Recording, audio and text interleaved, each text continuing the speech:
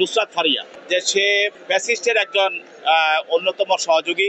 বাংলাদেশের স্বনামধন্য নায়িকা, উনি দেশে এবং বিদেশে শি ইজ ফেমাস।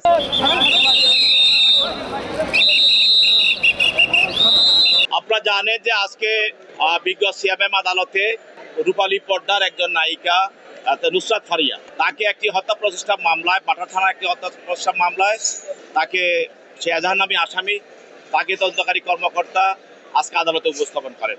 আপনারা জানেন যে সে থাইল্যান্ডে পালিয়ে যাওয়ার সময় সাধারণ আন্তর্জাতিক বিমানবন্দরে তাকে আটক করা হয়। সেখান থেকে এই পাঠা থানা নেওয়া হয়, সেখান থেকে আদালত তাকে নিয়ে আসা হয়। তার বিরুদ্ধে অভিযোগ হলো যে সে ফ্যাসিস্টের একজন অন্যতম সহযোগী।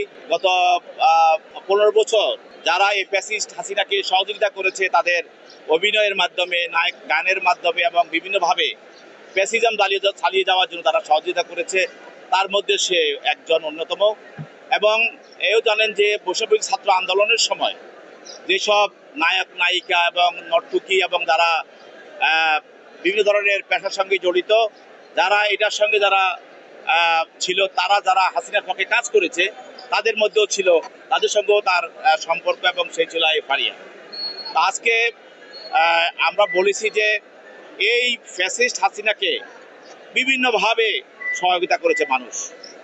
কেউ তার বক্তব্য দ্বারা সহায়তা করেছে, কেউ তার গান দ্বারা সহযোগিতা করেছে, কেউ তার অভিনয় দ্বারা সহযোগিতা করেছে, কেউ তার ফুটবল খেলা দিয়ে সহযোগিতা করেছে, কেউ তার ক্রিকেট খেলা দিয়েও সহযোগিতা করেছে।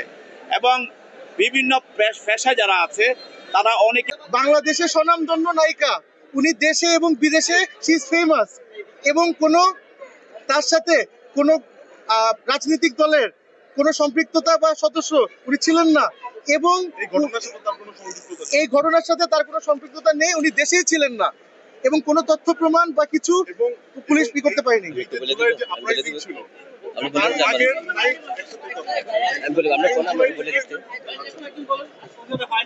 এবং সবচেয়ে গুরুত্বপূর্ণ কথা হচ্ছে যে আমার মক্কেল উনি দেশেই ছিলেন না, এবং তার ফেসবুকে আপনি যদি দেখবেন সপক্ষে বেশ কিছু পোস্ট আছে এই বিপ্লবের সপক্ষে।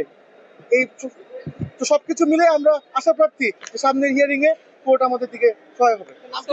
আমার নাম ব্যারিস্টার ফারহান মোহাম্মদ আরাফ। উনাকে আসলে আজকে কোনো কথা বলতে দেওয়া হয়নি, বাট সরকার পক্ষ বলেছে উনি পালিয়ে যেতে চেয়েছেন।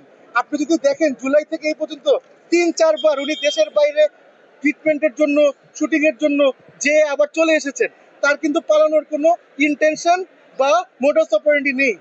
সেটা আমরা সরকার পক্ষকে বোঝানোর চেষ্টা করেছি, সহযোগিতা করেছি। আদালত ওই রিপোর্টের পরে 22 তারিখে আবার আদালত বসবে।